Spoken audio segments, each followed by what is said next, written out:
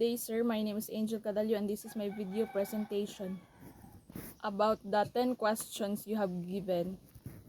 So number 1 question, what is modern polygraph? So modern polygraph, it is a computer outfit with sensors it is used to measure records and a physical change that are related to a vegetative system. Question number 2, what is ordeal?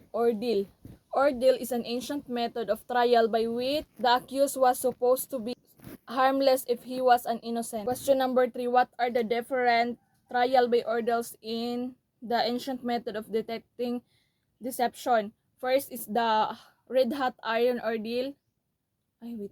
Second is the ordeal of the balance. Third is the boiling water ordeal. Then the fourth is the secret as ordeal. Fifth is the smell out technique, and the lastly is the water test ordeal.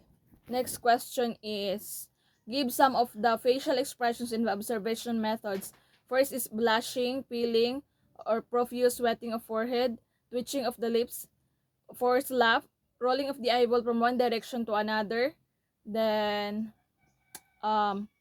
quivering of nose or nostrils, then next is excessive winking of the eyes, failure to look at the inquirer straight to the eye.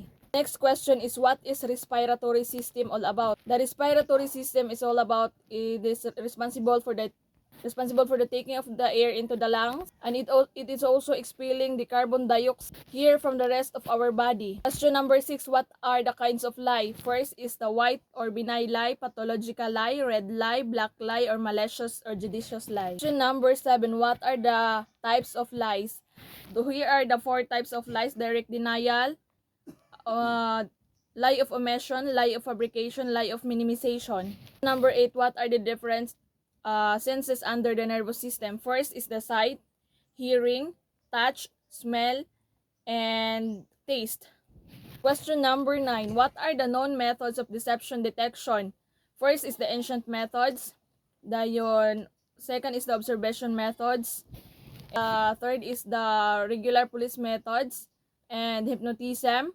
Then word association test and the truth serum test. Lastly is the polygraph test technique or intoxication. Lastly is the question number 10. What is polygraph test technique? The polygraph test technique, this method is based on a